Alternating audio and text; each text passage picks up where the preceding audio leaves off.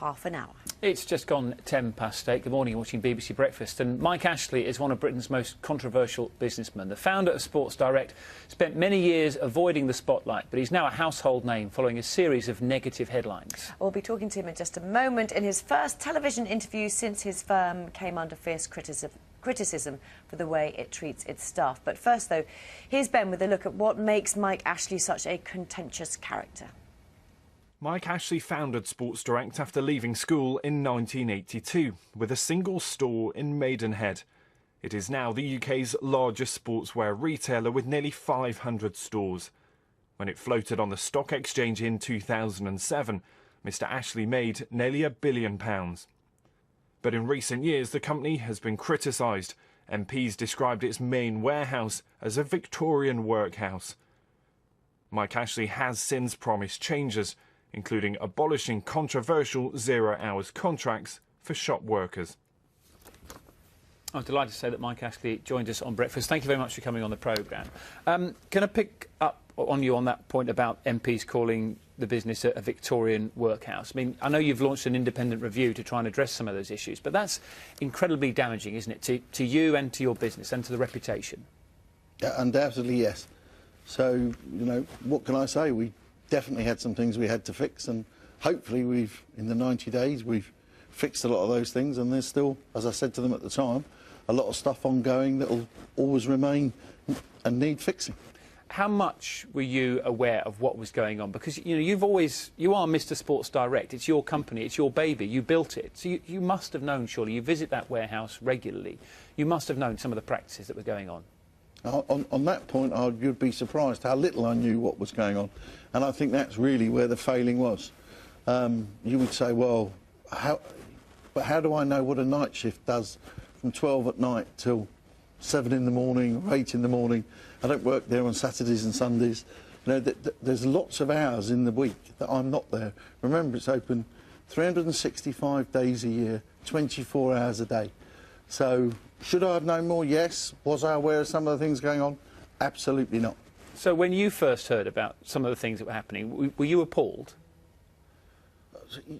Appalled if I believed them. My instant reaction was, no, that won't be happening at Sports Direct. That sort of thing doesn't go on at Sports Direct. But then you found out that it was happening. Yeah, but we mustn't take it out of context to think it was like, if you went out there now, you would say, well, what's changed between now and 6 months ago? You probably wouldn't actually say there's very much changed at all. It is odd, isolated incidences that then sort of, it's the rotten apple in the barrel that has sort of, then you say, well, OK, now I've got to try and go in the barrel and try and find the rotten apple. That's more what it's been.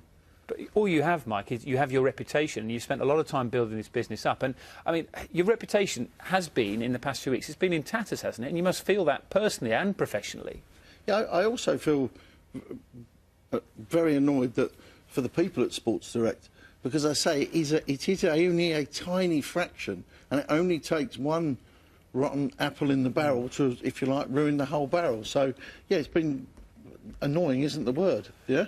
Can I ask you about working practices at boardroom level? I mean, you are the face, you are the name. It's, as we said, it's your baby.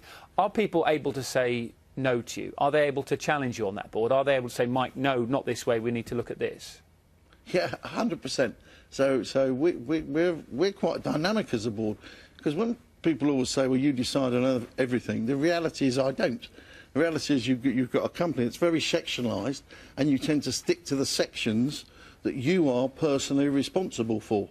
So should I have been more responsible with HR and in the warehouse and with agencies? The answer with hindsight is yes, but I genuinely wasn't dealing with those categories. But you say that the board is doing its job, and it was re-elected at the recent AGM. I mean, Dave Forsey is still in place. Your chairman is still there as well. If you were trying to make fundamental changes and cultural changes to the way the business is run, how can you do that if exactly the same board is still in place? Because people looking at that will say, well, actually, this is all semantics. Nothing is actually changing about the way we do things. Well, I think it is changing due to the fact that I'm now coming in to work very closely with HR and the warehouse and the agency. So from that point of view, it's changed. I had to support Keith Halliwell in the AGM, so to give him an opportunity for another year, and he said if he doesn't get the support of the independent shareholders in a year, he'll go. Dave Forsey lost his bonus, which is £3-4 million. So right from the very top, we take this a lot more personally than anybody out there can possibly imagine. What about the issue of 0 hours contracts? Because we've spoken to your employees on this sofa in recent weeks. That change there, they won't apply to agency staff at your warehouse where some of those worst practices were exposed. And these guys, they're not seasonal workers. They've worked for you for a long time. Yeah. Are you being fair in the way you're going about things? Will you say they can opt for 12 hours plus or 0? Yeah, but if they opt for 12 hours plus and they're normally doing 20 or 15 hours a week, they'll still get those 20 or 15 hours a week. So it's just trying to get people into two categories, those who want a guaranteed minimum and those who actually don't. So you can't actually do more than that, in my opinion. And you, with what you've been saying in recent weeks, I know you've put your reputation on the line here, because you've now said that if you can't turn this round, you will step down. Yep. You will leave. How long are you giving yourself to do that? And what will turning things around actually look like for you, do you think? Yeah, there's different types of turning something round. They're sort of saying, right, on the storefront to upgrade the stores, make the stores bigger, make them less dense, nicer displays, that kind of thing. And there's on the personnel side where you've got things like Shirebrook, where you're trying to say, well, we've got to try and move more people from the agencies direct onto Sports Direct books and get that flow and get that thing working a lot better. So overall, we want the culture at Sports Direct that we are actually one Sports Direct family. That's what it was set up as, and that's how we're going to do it. So if you haven't done that in a year, you'll go. Is that what you're saying? No, or a year would be too quick. So you've got to understand, and I said to the MPs, this job never ends at Sports Direct. You know, you suddenly get to the top of a mountain and all of a sudden there's another mountain to go and climb. So it is an ongoing process. It will never stop. Even when I'm dead, it will still not stop. It will keep going. I know that you deal with some of the criticism you get very well. And I know you laugh about the fact that people don't like you, say, whether it's Newcastle or as your job at Sports Direct. But in terms of PR, when those cameras were on you a few weeks ago and you were showing people round the warehouse and you had a wad of £50 notes in your pocket, surely you must have known, I can see you smiling out, you must have known that in the current climate, with people looking at you in the way that they are, with your workers in the situation they are in, that's a massive PR disaster, isn't it, for you, for those pictures and for those headlines to come out again? Yes, but I think that's why I've never really tried to do PR. I think I am a sort of a PR nightmare person. We said, let's make this whole day genuine, let's not do the Lord Mayor's show, let's actually make it real, then people can never say we staged anything. The one thing people didn't say to me was, Mike, have you checked how much money you've got in your pocket? And of course nobody thought to ask me whether or not I had genuinely been to the casino a few days earlier. And on that, I do fly to work by helicopter. It's a reality. So when people say, I'll be real, that's how I travel. You know, Sports Direct want to do a load more international business. You say, OK, guys, I don't get paid a salary, but what I do like to do is I do like to go by plane, and I do like to go by private plane because it saves a lot of time and it's very efficient. So in Sports Direct, I'll have a plane coming.